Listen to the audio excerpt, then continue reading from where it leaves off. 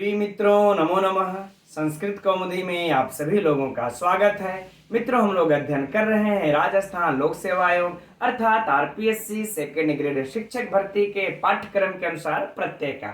यद्यपि मित्रों यह कक्षा निरंतर चल रही थी, किंतु बीच में कुछ व्यस्तता के कारण बाधित हो गई थी। चलिए अब हम लोग इसे पुनः प्रारंभ करते हैं। तो मित्रों, हम लोग थोड़ी सी चर्चा कर लेते हैं जो पिछले कक्षा में हम लोग अध्ययन किए थे। तो मित्रों, हम लोग पिछले कक्षा में इसी के पाठ्यक्रम के अनुसार इस उत्तर कृदंत से तुमुन णौल प्रत्यय तक का अध्ययन कर चुके हैं। अब जो पाठ्यक्रम में अगला प्रत्यय है मित्रों, वह है घय प्रत्यय। तो आज की कक्षा के अध्ययन का प्रारंभ हम लोग इस घय प्रत्यय से करते हैं। तो मित्रों, आप सभी लोग अपनी पुस्तक लघु सिद्धांत कौमुदी और अपना नोट्स लेकर के बैठ जाइए। चलिए अध्ययन प्रारंभ किया जाए। तो मित्रों, उत्तर कृदंत में जो घय प्रत्यय का विधान करने वाला जो पहला सूत्र है वह है भावे। ठीक, आप लोगों को लघु सिद्धांत कौमुदी में इसको ढूंढने में सरलता हो, इसके लिए चलिए मैं इसका यह नंबर लिख लेता हूं कि 851, अर्थात किसी के पुस्तक में 850, 851 या 852, 53 के इर्द गिर्द दिया होगा। इसको आप लोग देख सकते हैं। ठीक, अब चलिए देखा जाए कि यह भावे सूत्र कहता क्या है। तो भावे सूत्र कहता है मित्रों, पहले साधारण शब्दों में समझते हैं, फिर इसके वृत्ति को भी देखा जाएगा, है ना। यह कहता है कि धातु से, एकदम सरल शब्दों में समझिए मित्रों, धातु से, यद्यपि आप सभी लोग जानते होंगे, लेकिन थोड़ा सा मेरे अनुसार भी इसको अध्ययन कर लीजिए। ठीक, कि धातु से घय प्रत्यय होता है, लेकिन एक धातु से घय प्रत्यय हो, लेकिन एक कंडीशन रख देता है। क्या? कि भाव के वाच्य होने पर, भाव के वाच्य होने पर, ठीक, यह कंडीशन रख देता है। अर्थात यूं कह लें कि भाव अर्थ में, भाव अर्थ में, राइट, ये बातें समझ में आ गई। यानी धातु से घय प्रत्यय हो भाव के वाच्य होने पर या भाव अर्थ में। अब मित्रों, प्रश्न आप लोगों के दिमाग में उठना चाहिए कि अब भाव क्या है, भाव किसको कहते हैं। ठीक, और आप लोग वृत्ति में देखिए लिखा होगा कि सिद्धावस्थापन्ने धात्वर्थे वाच्य, है ना, यानी कि सिद्धावस्था के प्राप्त होने पर। तो ये सिद्धावस्था भी क्या है यह भी जानना पड़ेगा, तभी इस भावे के हम लोग संपूर्ण अर्थ को जान पाएंगे। ठीक, तो अब चलिए हम लोग पहले भाव के अर्थ को समझते हैं कि भाव किसको कहते हैं, फिर सिद्धावस्थापन्न को देखा जाएगा। तो मित्रों, यह भाव किसको कहते हैं, तो कह रहे हैं कि धातु के अर्थ, इसको भी एकदम सरल शब्दों में समझिए। धातु के अर्थ, है ना, अर्थात कह लें कि क्रिया। धातु का अर्थ क्या होता है? क्रिया ही तो होता है ना। तो धातु के अर्थ अर्थात क्रिया को ही क्या कहते हैं मित्रों? इसी को हम लोग क्या कहते हैं? भाव कहते हैं। क्या कहते हैं? भाव कहते हैं। अब है ना सरल शब्द, भाव किसको कहते हैं? करे धातु के अर्थ क्रिया को ही हम क्या कहते हैं? भाव कहते हैं। नोट कर लीजिए, ठीक है ना। अब अर्थात हम धातु के अर्थ भी कह सकते हैं, या फिर मित्रों हम लोग धात्वर्थ भी कह सकते हैं। जो आप लोगों के वृत्ति में दिया होगा, नीचे आप लोग देख सकते हैं कि सिद्धावस्थापन्ने धात्वर्थे वाच्य, है ना, दिया होगा। तो वही धात्वर्थ, इस धात्वर्थ को भी भाव कहते हैं। हम धातु के अर्थ कहें चाहे धात्वर्थ कहें, बात बराबर है ना। अब यह धात्वर्थ, अब प्रश्न उठता है मित्रों, यह भाव किसे कहते हैं? तो समाधान हो गया हम लोगों का, लेकिन अब प्रश्न यह उठता है कि धात्वर्थ किसको कहते हैं, कितने प्रकार का होता है ना। तो मित्रों, धात्वर्थ देखिए दो प्रकार का होता है। धात्वर्थ दो प्रकार का होता है। पहला इसका प्रकार है मित्रों सिद्धावस्था, इसी की चर्चा आप लोगों की वृत्ति में दिया हुआ है। ठीक, तभी सिद्धावस्था क्या होता है? साध्यावस्था पहले लिख लेते हैं। साध्यावस्थापन, साध्यावस्थापन। ठीक, आप ये धात्वर्थ दो प्रकार का, एक पहला ये हो गया और दूसरा हो गया मित्रों सिद्धावस्थापन। यह सब मित्रों नोट कर लीजिएगा, क्योंकि यह सब चीजें मित्रों आप लोगों को हर जगह प्राप्त नहीं होती हैं, है ना। तो देखिए साध्यावस्थापन्न, अब बात हो गई कि साध्यावस्थापन्न है कौन सी, यह धातुअर्थ कौन ऐसी है जो कि साध्यावस्थापन्न है। तो मित्रों इसके लिए हम लोग आप देखे होंगे कि पचति बनता है ना, पचति, पठति इत्यादि ये सब रूप जब हम बनाते हैं, यह क्या है, दोनों पचति पठति क्या है, तिंगंत है। यह क्या है, तिंगंत है ना, अर्थात तिंग इसके अंत में है। पचति पचता, पचंती पठति पठता, पठंती है ना, यह सब तिंगंत है। तो जो यह पचति पठति गच्छति धातुएं जो तिंगंत होते हैं, यह साध्यावस्थापन्न कहलाती हैं। फिर से समझिए, यही पचति पठति जो तिंगंत होते हैं, यह साध्यावस्थापन्न कहलाती हैं। यह धातु अर्थ हो गया। ऐसी धातु अर्थ, ऐसे धातु के अर्थ क्या कहलाते हैं, जो पचति पठति इत्यादि जो धातु के अर्थ देते हैं, यह धातु अर्थ साध्यावस्थापन्न कहलाती हैं।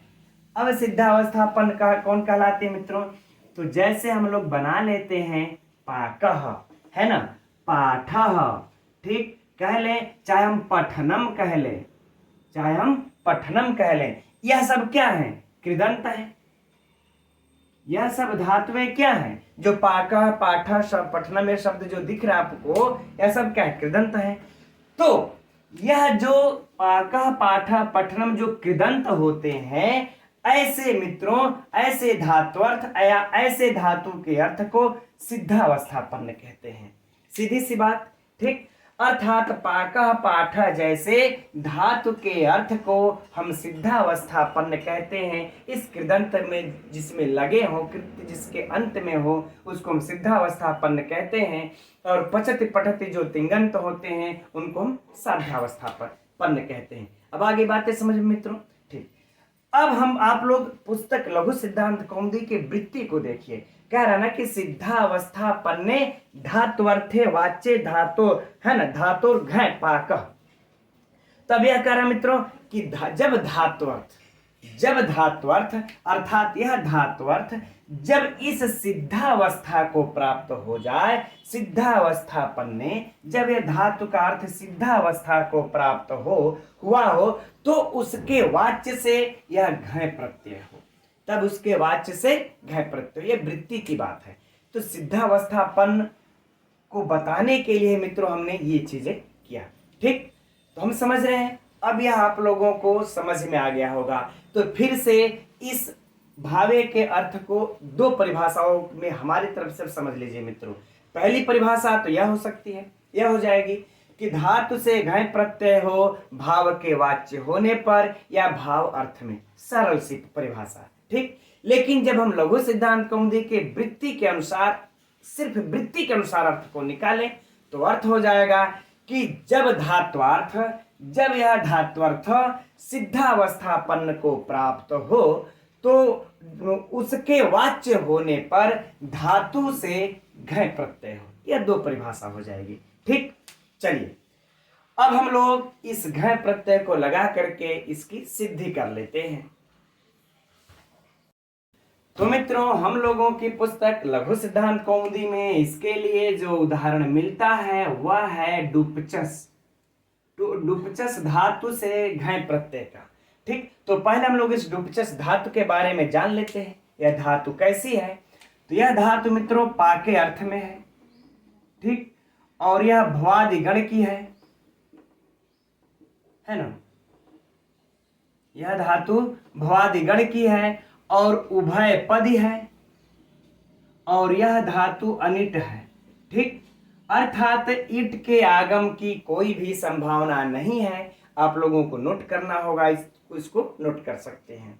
अब हम लोग चलिए इस डुपचस से घ प्रत्यय का विधान कर देते हैं इस भावे सूत्र से। यह परीक्षा का भी प्रश्न है मित्रों कि घ प्रत्यय का विधान किस सूत्र से हुआ, तो भावे सूत्र से।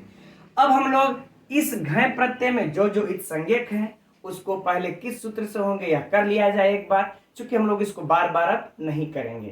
तो यहाँ पर मित्रों हम लोगों को दो इत संज्ञक प्राप्त हो रहे हैं, एक तो घ का इत संज्ञा है और दूसरे इया का इत संज्ञा है। तो घ का इत संज्ञा किस सूत्र से हो जाएगा मित्रों, यह जान लेते हैं। तो किस सूत्र से, लशक व तद्धिते, लशक व तद्धिते सूत्र से घ का इत संज्ञा। और उसके बाद इया का मित्रों आप सभी लोग जानते हैं कि हलंत्यम से हो इत संज्ञक हो करके इन दोनों का तस्य लोपा से लोप हो जाएगा। जब लोप हो जाएगा मित्रों तो हम लोगों को इस घ में से बचेगा क्या, चूंकि घ हटा है लेकिन घ में का जो अ है वो तो बचा ही है, तो हम लोगों को शेष यही बचता ही है, सिर्फ अ बच जाएगा शेष। लेकिन अब मित्रों हम लोग यहाँ पर यह देखते हैं कि यह जो घ और इया के इत करने के पीछे महर्षि पाणिनि का क्या उद्देश्य है, अगर यह जान लेंगे तो जब जब घ प्रत्यय लगेगा तब तक हम लोगों को सिद्धि करने में सरलता हो जाएगी। तो मित्रों घ का जो इत संज्ञा हुआ है एक हम लोगों का सूत्र है चजो कु घृणितो हो, अर्थात च को क है ना, च को क और ज को ग करने का है ना। तो भित पर यह चजो को घृणितो सूत्र क्या कहता है, चकार को ककार और जकार को गकार हो जाए घित प्रत्यय परे रहते, अर्थात घ जिसमें से इत हुआ हो। तो घ इत करने का इनका मुख्य कारण मित्रों यही उद्देश्य है कि अगर धातु में च आया है तो क कर दो, ज आया है तो ग कर दो। तो इसलिए जब भी कभी अगर आप लोगों को घ प्रत्यय दिखाई दे और धातु में यह च और ज वाला चक्कर आ जाए है ना, तो इस ग और क को करना भूलिएगा मत, यही इनके पीछे घित करने का उद्देश्य था। इस प्रकार से मित्रों अध्ययन कर लीजिए, सिद्धि में कभी भी गड़बड़ाएंगे नहीं आप लोग। अच्छा अब यहाँ का क्या है, तो कह रहे हैं यहाँ इसलिए किया गया कि नीत और रित प्रत्यय परे रहते हम लोग वृद्धि करने का दो सूत्र अध्ययन कर चुके हैं है ना, एक अचोणीति और एक अत उपधाया। ठीक, तो इन दोनों सूत्रों से क्या करने का उद्देश्य मित्रों, इनका वृद्धि। ठीक, तो इत करने का उद्देश्य कि घ प्रत्यय जहां भी लगे वृद्धि हो, और घित करने का उद्देश्य मित्रों ये रहा। ठीक, चलिए अब हम लोग आगे बढ़ते हैं और इसको रहने देते हैं। अब इसमें भी मित्रों इत संज्ञा करके मूल रूप में प्राप्त क्या हो जाएगा हम लोगों को, पच। अब पच धन अ, तो अब हम लोगों ने चर्चा कर ही लिया कि अब इसमें क्या कर लेना है। पहले हम लोग चलिए चाहे तो आप लसक व तद्धिते के सूत्र का उपयोग पहले इसमें कर, अरे ये घित के कारण का पहले उपयोग कर ले। ठीक, और चाहे तो इस वृद्धि वाले कारण को पहले उपयोग कर ले। तो चलिए कोई बात नहीं, हम लोग पहले इस वृद्धि वाले कारण को देखते हैं। तो मित्रों यहाँ पर नित प्रत्यय परे रहने पर वृद्धि होगा, लेकिन किससे वृद्धि होगा, अचोणिति सूत्र से नहीं। किस सूत्र से वृद्धि हो जाएगा, अत उपधाया, अत उपधाया सूत्र से मित्रों वृद्धि हो जाएगी। और वृद्धि अंत उपधा को होगी, तो उपधा में मित्रों क्या है, प। जब प है तो क्या हो जाएगा, पांच धन अ। ठीक, यह सूत्र क्या किया मित्रों, वृद्धि, उपधा में वृद्धि, आप लोग नोट्स कर लीजिएगा। ठीक, उपधा में वृद्धि क्या हो गया, हमारे कुछ भाई बहन ने नोट्स तैयार करके बड़ा ही सुंदर नोट्स इस प्रकार सिद्धि अनुसार हमसे भी बेहतर नोट्स तैयार करके मुझे व्हाट्सएप पर उन लोगों ने भेजा, बहुत ही अच्छा लगा, प्रसन्नता हुई देख करके। आप लोग भी मित्रों एकदम अध्ययन करिए, गहराई तक करिए जा करके और नोट्स तैयार करिए। हम गारंटी के साथ कर सकते हैं मित्रों, इन फ्यूचर भविष्य में कभी भी आप लोगों को इस प्रत्यय को किसी से पढ़ने के लिए आवश्यकता नहीं पड़ेगी। ठीक, तो अत उपधा से, अत उपधाया सूत्र से मित्रों, इस सूत्र से उपधा की वृद्धि को आकर के हमने क्या बना लिया, पांच धन अ। अब हम लोगों का अगला सूत्र काम करेगा। अब कौन सा काम अब कर जाएगा मित्रों, यहाँ पर चजो कु घृण्यतो है ना, चजो कु घृण्यतो है सूत्र काम कर जाएगा। चलिए नोट कर लीजिएगा आप लोग, इस सूत्र की संख्या भी हम बता दे रहे हैं, लगभग आप लोगों को 781 के आसपास लघु सिद्धांत कौमुदी में दिया हुआ है। ठीक, अब इस सूत्र से क्या हुआ, इसके च को क, इसके च को क्या हो जाएगा, क, तो क्या हो जाएगा मित्रों, पा क। अब इस अ को हम लोग ये मिला देंगे यहां पर ला करके, पूरा पूरा हो गया पा। अब हम लोग क्या करेंगे इसमें, अब यह कृदंत बन गया, सुआदि की उत्पत्ति कर लेंगे। हमने यहां पर लगा दिया सु लगा दिया। अब वही ससजुसो से रू, फिर विसर्ग होकर के क्या बन जाएगा मित्रों, पाक है ना। चलिए सिद्ध हो गया, कोई समस्या नहीं। अब लेकिन यहाँ पर मित्रों हम आप लोगों को एक ये बता देते हैं कि हर सूत्र में जान रहे हम लोग हर प्रत्यय में यह चर्चा करते आए हैं कि इसका स्त्रीलिंग में रूप चलेगा कि पुल्लिंग में कि नपुंसक लिंग में। तो मित्रों घ से अंत हुए जितने भी यह शब्द बन जाएंगे तो एक सूत्र होता है, एक सूत्र है आप लोगों को घ बनता, ठीक है ना। इस सूत्र के द्वारा घ से अंत जितने होते हैं यह किसमें चलते हैं, पुल्लिंग में चलते हैं। एकदम नोट कर लीजिएगा। अर्थात हमको पाका ही बनाना है, पाकी नहीं बनाना है। पाकी नहीं बना देना है कि पाकी हम बना दे, पाकम बना दे, इस प्रकार से इसको नहीं बनाना है। कहीं कहीं विशिष्ट अपवाद में होगा तो उसको देख लिया जाएगा। यह जब भी बनेगा पाका बनेगा और इसका रूप जो चलेगा पुल्लिंग में अकारांत के अनुसार चलेगा, अकारांत के अनुसार चलेगा। अर्थात इसका क्या रूप हो जाएगा, पाकह पाकौ पाका। कैसे रूप चलेगा मित्रों, जैसे राम का चलता है पाकह पाकौ पाका। अब बताइए आप लोगों को चाहे पाकौ परीक्षा में पूछे, चाहे पाका पूछे, चाहे पाका पूछे, कोई फर्क पड़ने वाला हमारे विचार से नहीं होना चाहिए। ठीक मित्रों, तो यह एक रूप की सिद्धि हो गई। अब इसी प्रकार से आप लोग जो है कि त्यागः, पातः, नाशः, है ना, दाहः इत्यादि बना सकते हैं। ठीक, चलिए अब हम लोग अब इसमें बाकी परीक्षा के लिए जो प्रश्न होगा मित्र थोड़ी सी अच्छा चर्चा उस पर हम लोग कर लेते हैं। तो पहला कि घ प्रत्यय किस सूत्र से हुआ, भावे सूत्र से हुआ।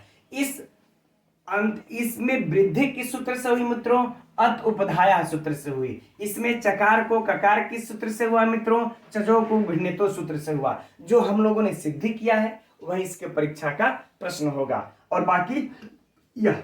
ठीक, चलिए अब अगले सूत्र की तरफ बढ़ते हैं हम लोग। तो अगला सूत्र है मित्रों अकर्तरि च कारके संज्ञायाम, है ना। देखते हैं यह कैसा सूत्र है। तो यह भी मित्रों विधि सूत्र है।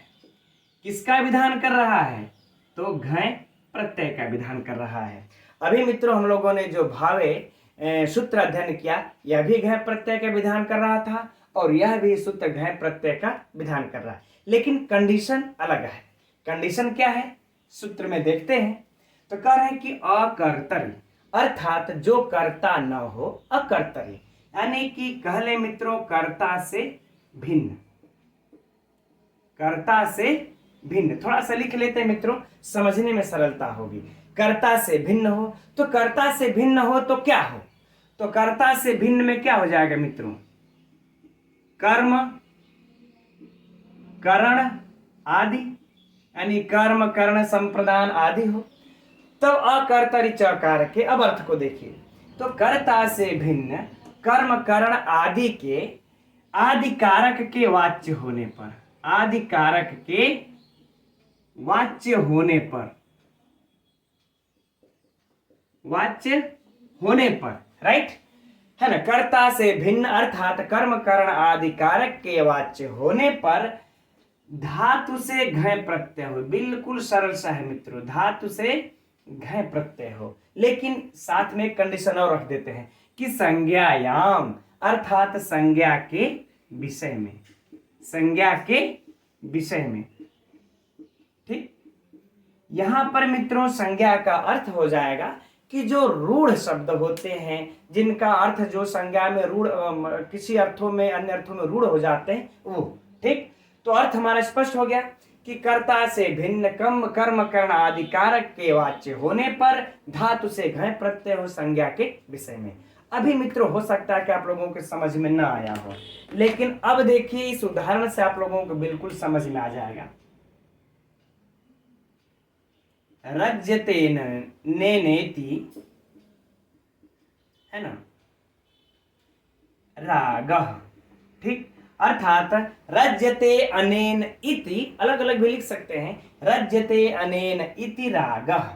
ठीक, हिंदी क्या हो जाएगा मित्रों कि जिससे रंगा जाए, जिससे रंगा जाए, है ना मित्रों, जिससे रंगा जाए। तो अब यहाँ पर मित्रों जिससे रंगा जो जाएगा वह कौन सा अर्थ हो जाएगा यहाँ पर ये, तो वह कौन है, राग। तो मित्रों इससे रंगा जा रहा है तो ये हमारा कौन सा अर्थ हो जाएगा, करण।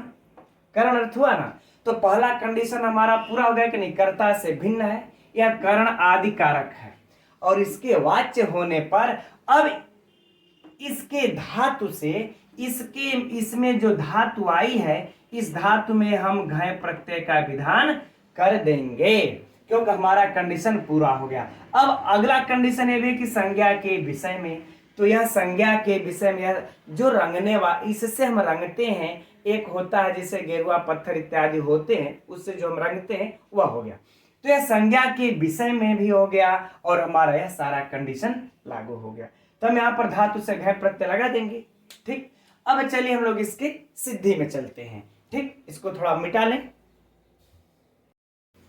तो इसका उदाहरण है मित्रों, रंज धातु से घय प्रत्यय।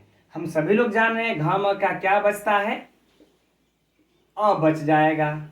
ठीक, अब मित्रों आगे इसके जस्ट इसी सूत्र के नीचे एक अगला सूत्र दिया होगा। अब इस सिद्धि में उसकी आवश्यकता आ पड़ती है, तो उसको हम लोग यहीं पर अब समझ लेते हैं। सूत्र क्या है, घई च भाव कर्णयोः, यह सूत्र है। यह सूत्र क्या कहता है, कहता है कि घय प्रत्यय या घय प्रत्यय जब भाव और करण अर्थ में हो तो इस रंज धातु के न का लोप हो। किसका लोप हो मित्रों, न का लोप। ठीक, घय प्रत्यय दो ही कंडीशन रखा है कि जब घय प्रत्यय या तो भाव में आए या तो करण अर्थ में हो, दोनों अर्थ में रहेगा तभी इस रंज के यहाँ का लोप होगा, नहीं तो नहीं होगा, है ना। तो अब आप लोगों के मन में मित्रों एक बात प्रश्न उठता होगा कि इस रंज में न कहाँ है। तो मित्रों इसमें का यह जो यहाँ दिख रहा है ना, यह मूल रूप से न ही है। इस नकार को नश्चा पदांतर से झली से अनुस्वार हो जाता है, फिर उस अनुस्वार को परसवर्ण हो जाता है। तो ज का परसवर्ण क्या होगा, च छ इया होगा। तो इस सूत्र से न का लोप अर्थात इया का लोप। तो जब इया का लोप हो जाएगा मित्रों तो क्या बन जाएगा हम लोगों का, रज। तो मित्रों अब आगे की प्रक्रिया सेम वैसे ही चलेगी जैसे कि पाकह में किए थे। तो पाकह में मित्रों हम लोगों ने अगला सूत्र क्या लगाया था, अत उपधाया से वृद्धि, और वृद्धि होकर के मित्रों यहां पर क्या हो जाएगा, राज धन अ। ठीक, राज धन अ। फिर अब अगला सूत्र कौन सा आ जाएगा, चचो को घृण्यतो, चजो को घृण्यतो सूत्र आ जाएगा मित्रों। अब यह सूत्र क्या कर देगा, ज को ग। ठीक, नोट कर लीजिएगा, नोट करना होगा तो क्या हो जाएगा मित्रों, राग। अ आकर के मिल जाएगा, हो जाएगा राग। सु आदि की उत्पत्ति कर लेंगे मित्रों, हो जाएगा राग। अब यहां पर इन्होंने कहा कि यह कंडीशन ये वाला सूत्र का है ना। अब इस सूत्र का प्रत्युदाहरण देख लेते हैं। अब यह तुम लोगों का राग सिद्ध हो गया इस सूत्र के अनुसार, कोई बात नहीं। लेकिन अब इस सूत्र का प्रत्युदाहरण देखते हैं। कहता है कि भाव और करण अर्थ से भिन्न यदि रंज आया तो फिर आपका वहां पर नकार का लोप नहीं होगा। प्रत्युदाहरण में मित्रों है, याद रहे हम लोग इस सूत्र का प्रत्युदाहरण देख रहे हैं, इसका कोई मतलब नहीं है ना। रज्यति अस्मिन् अस्मिन् इति रंगः, है ना। अर्थात कह रहे हैं कि जिसमें मनुष्य अनुरक्त हो, अर्थात रंगशाला है ना, अर्थात नाट्यशाला, नाट्यशाला में मनुष्य अनुरक्त होता है। तो यह मित्रों जो रंग है यह कौन से में आया है, यह इसका क्या होगा। अब यहां पर देखिए इस रंग हम अधिकरण अर्थ, क्या है, अधिकरण। ठीक, तो जब यह अधिकरण अर्थ में आया हुआ है तो जब हम यहां पर अब रंज धातु से जब घय प्रत्यय लगाएंगे तो अब चूंकि अधिकरण अर्थ में हो गया, यह घय प्रत्यय अब करण अर्थ में नहीं है। तो जब अधिकरण अर्थ में है तो इसके इया का लोप नहीं होगा, अर्थात नकार का लोप नहीं होगा। अब जब मित्रों इसके नकार का लोप नहीं होगा, है ना, तो इससे अब कौन सा हो जाएगा, नश्चा पदांत से झली से अनुस्वार, और अनुस्वार को अनुस्वार से यही परसवर्ण से परसवर्ण होकर के ज का परसवर्णी क्या हो जाएगा, रंग। ठीक, और फिर चजो को घृणितों से इस ज को ग होकर के मित्रों क्या हो जाएगा, ग, और बाकी अ बचेगा, इस सुआदि की उत्पत्ति कर लेंगे, हो जाएगा रंग। Very simple. ठीक मित्रों, चलिए, तो ये हम लोगों का सिद्ध हो गया। तो अगर अब परीक्षा में पूछे रंगह में भी कौन सा प्रत्यय है तो घ, और रागह में भी कौन सा प्रत्यय है तो घ, दोनों शुद्ध है मित्रों, रंगह रागह भी रंगह भी। तो परीक्षा में इस प्रकार से प्रश्न पूछे तो कंफ्यूज नहीं होना है। ठीक मित्रों, अब चलते हम लोग अगले प्रत्यय की तरफ, अगले सूत्र की तरफ। तो अगला सूत्र है मित्रों, निवास चिति शरीरोप समाधाने स्वादेश्च कह। देखते हैं सूत्र क्या कह रहा है। कह रहा है कि निवास, चिति, शरीर, उपसमाधान, इन चार अर्थों में, है ना, इन चार अर्थों में चीय धातु से, नोट कर लीजिएगा मित्रों एकदम, चीय धातु से क्या हो, घय प्रत्यय हो, घय प्रत्यय। फिर से समझिए, निवास, चित, शरीर, उपसमाधान, 1 2 3 4, इन चार धातुओं के अर्थ में जब भी ची धातु आए तो इस धातु से घय प्रत्यय हो। फिर आगे कुछ और कहते हैं कि आदेश च कह, कि इसमें जो आदि है, आदि अर्थात आदि में क्या है, च, तो इस च को क्या हो, इस च को क आदेश हो जाए। ठीक, तो दो बातें किए, एक तो ची से घय प्रत्यय का विधान किए इन चार अर्थों में, और दूसरा का च को क किए। ठीक है ना मित्रों। अब हम लोग इसका उदाहरण देख लेते हैं। इसका पहले हम लोग निवास का उदाहरण देखते हैं। तो मित्रों, नी उपसर्ग से चीय धातु से घय प्रत्यय लगा देते हैं मित्रों, और हम लोग लोप कर लेंगे तो क्या बच जाएगा, नी ची धन अ। कोई समस्या, कोई समस्या नहीं। अब यहां पर मित्रों हम लोग क्या कर लेते हैं, पहले इसी सूत्र को लगा लेते हैं, इस सूत्र से इस च को क कर लेते हैं, फिर आगे की प्रक्रिया देखा जाएगा। इस सूत्र से हम लोग चलिए, नी धन की धन अ कर लिए। ठीक, अब यहां पर आप लोगों को लिखना होगा मित्रों, तो लिख सकते हैं कि इस सूत्र से च को क, राइट। चलिए, अब यहां पर मित्रों हम लोगों का सूत्र जो प्राप्त होगा वह कौन सा सूत्र हो जाएगा, है ना। चूंकि यह है, इत है, तो नित ऋत प्रत्यय परे रहते वृद्धि तो होगी ही, लेकिन यहाँ पर हम लोगों को उपधा तो दिख नहीं रहा है, उपधा तो भाई यहाँ पर है नहीं। तो जब उपधा नहीं है तो अब हम लोगों का उपधा होने पर ही मित्रों हम लोगों का तो उपधाया वाला काम करता है, यहाँ पर तो अचोणिति काम कर जाएगा, अंतिम अच को वृद्धि। ठीक, तो अचोणिति सूत्र से क्या हो जाएगा मित्रों, वृद्धि। जब वृद्धि हो जाएगी तो इसका ई की वृद्धि क्या हो जाएगी, आई, ई धन कई, कई धन अ। ठीक, अब मित्रों अय के बाद अ आ गया है, तब अब संधि कर लेते हैं, संधि का नियम आ जाएगा। तो आप लोगों को पता होगा मित्रों, फटाफट एकदम करते जाइए, एच वह सूत्र लगा दीजिए, और इस कई को क्या कर लेते हैं, काय कर लेंगे। क्या कर लेंगे, काय। अब अ, ठीक, अब मिला देंगे मित्रों, क्या हो जाएगा, निकायः, सुआद की उत्पत्ति कर लेंगे, हो जाएगा निकायः, अर्थात निवास स्थान। राइट, हो गया, कोई समस्या नहीं, है ना। अब मित्रों इसमें जो तीन बचते हैं इसका भी उदाहरण देख लिया जाए। ठीक, इसको नोट करना होगा, आप लोग साथ में चलते रहिए, नोट्स करते रहिए। ठीक, इन तीनों का इसी तीनों के नीचे ही देख लेते हैं मित्रों, यह पूर्व की ही भांति होगा, इसमें बाकी कुछ एक्स्ट्रा नहीं है। ठीक, जैसे है अब आगे, है ना, तो हो जाएगा आकायम, चितिका आकायम, इसका उदाहरण। ठीक, अब मित्रों ये चीज थोड़े से समझ लिया जाए कि चित्त का अर्थ इसमें यहां पर है क्या, तो करें कि जिसका चयन किया जाए अर्थात स्थान विशेष, अर्थात स्थान विशेष। जैसे मित्रों जब अग्नि में हम करते हैं तो उसमें विशेष स्थान एक ये चयन किया जाता है, उसी को कहते हैं हम लोग आकायम। ठीक, अब शरीर, शरीर का मित्रों क्या हो जाएगा, कायः। याद रहे यहां पर आप लोगों को मित्रों जो परीक्षा के लिए सबसे महत्वपूर्ण जो प्रश्न होगा कायः में धातु पूछेगा कि कायः में कौन सी धातु है, तो क्या बताएंगे, है ना। आप लोगों को की, क्री, क्री, क्रू कुछ ये दे सकता है। तो याद रहे मित्रों, यह ची धातु है ना। यह कौन सी धातु है, ची। याद रहे निकाय में भी परीक्षा के लिए महत्वपूर्ण प्रश्न है। निकाय में कौन सी धातु है, ची। का आकाय में कौन सी धातु है, ची। काया में कौन सी धातु है, ची। अब उसके बाद ये समाधान, ये जो समाधान दिख रहा है, इस समाधान का अर्थ क्या हो जाता है, समाधान का अर्थ मतलब ढेर, उप है ना, उप समाधान। ठीक, तो कह रहे हैं कि अर्थात ढेर। ठीक, उप समाधान, यहां समाधान अर्थात ढेर। तो ढेर का मतलब हो जाएगा जैसे मित्रों इसका गोमय निकाय, गोमय निकाय। पहले गोमय बनेगा, उसके बाद निकाय। इसमें हम समास कर लेते हैं, षष्ठी तत्पुरुष समास है। ठीक, अर्थात गोबर का ढेर, अर्थात गोबर का ढेर।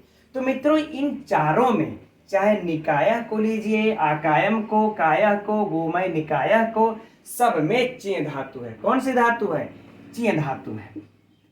चीय धातु से घ प्रत्यय लगा हुआ है, एकदम परीक्षा के लिए बेहद बेहद महत्वपूर्ण है, इसको नोट कर लीजिएगा। बाकी यह पूछेगा नहीं कि किस अर्थ में यहाँ पर चीय धातु आया है, अगर पूछेगा भी तो आप लोग नोट ये कर लीजिए। निकाय में चीय धातु निवास अर्थ में, आकाय में चित्त के अर्थ में, काया में शरीर, और गोमय निकाय में समाधानिक अर्थ में। अगर पूछना चाहे मित्रों तो इस प्रकार से भी प्रश्न पूछे तो इसके लिए तैयार हो जाइए।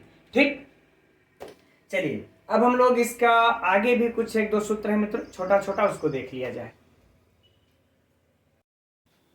तो अब अगला सूत्र है मित्रों अवे त्रिस्त्रोर घ। ठीक, यह सूत्र मित्रों आप लोगों के लघु सिद्धांत कौमुदी पुस्तक में लगभग 875 या एक दो अंक आगे पीछे में दिया होगा, देख लीजिएगा, क्योंकि बीच में अन्य प्रत्यय दिए हुए हैं और यह प्रत्यय भी घ प्रत्यय का चूंकि विधान कर रहा है और हम लोग घ प्रत्यय का अध्ययन कर रहे हैं, इसलिए मैंने बीच के प्रत्ययों को स्किप, हमने सूत्रों को स्किप हम लोग करके आगे बढ़ गए। ठीक, तो यहाँ पर इस संख्या पर इसको आप लोग देख सकते हैं। अब यह सूत्र क्या कह रहा है मित्रों, तो कह रहा है कि अब उपसर्ग पहले हो तो स्त्री धातु से, किससे, त्रि और करें कि स्त्री, इन दोनों धातुओं से कौन सा प्रत्यय हो मित्रों, घ प्रत्यय हो। राइट, कुछ नहीं ज्यादा कहा, बिल्कुल सरल शब्दों में। उदाहरण देख लेते हैं मित्रों, अवधन, त्रिधन, घ। ठीक, अब बाकी का मित्रों सेम प्रक्रिया होगी, उसको आप लोग अपने सिद्धि में हल कर लीजिएगा और बन जाएगा मित्रों इसका अवतारः। ठीक, अवतारः अर्थात घाट या कुएं में उतरने वाली सीढ़ी, है ना, अवतारः उतरने वाली सीढ़ी। अब बाकी वही सारी प्रक्रिया होंगी मित्रों, वृद्धि होगी, रीकार होगा, तो आप लोग इसको कर लीजिएगा। अगर कहीं भी अटकेंगे, सेम प्रक्रिया तो अटकने की तो बातें नहीं होती, अगर कहीं भी अटकेंगे तो मैसेज करके आप लोग कमेंट्स करके पूछ सकते हैं। तो अवतारा हो गया। अब हम लोग स्त्री का देख लेते हैं ना, तो अवधन, स्त्री धन, घ प्रत्यय मित्रों इसी सूत्र से होकर के क्या बन जाएगा, अवस्तारः, अवस्तारः बन जाएगा। ठीक, अर्थात कहने का मतलब कि जवनिका या पर्दा, जवनिका या पर्दा इसको कह सकते हैं। लिखना होगा तो लिख लीजिएगा। ठीक मित्रों, तो ये उदाहरण आप लोगों को, अच्छा इसकी भी सिद्धि प्रक्रिया सेम पूर्व की भांति, तो इसको आप लोग इस तरह से भी लिख सकते हैं, चाहे तो इच्छा हो तो सिद्धि भी कर सकते हैं, अभ्यास ही हो जाएगा। ठीक मित्रों, अब घ प्रत्यय का अंतिम सूत्र अध्ययन कर लेते हैं, हलश्च। कौन सा सूत्र है मित्रों, हलश्च। ठीक, अब यह सूत्र मित्रों आप लोगों के जस्ट इसी सूत्र के नीचे दिया हुआ है। ठीक है ना, जहां भी लघु सिद्धांत कौमुदी में यह दिया होगा, इसी के ठीक नीचे यह, तो इसमें सोचने समझने कोई बात नहीं। अब यह सूत्र क्या कह रहा है, इसको देख लेते हैं। यह कह रहा है कि हलंत धातु से घ प्रत्यय हो। किससे मित्रों, हलंत, सरल है बिल्कुल। हलंत धातु से कौन सा प्रत्यय हो मित्रों? घ प्रत्यय हो। याद रहे कि यह वाला सूत्र घ प्रत्यय का अपवाद है, घ प्रत्यय का अपवाद है।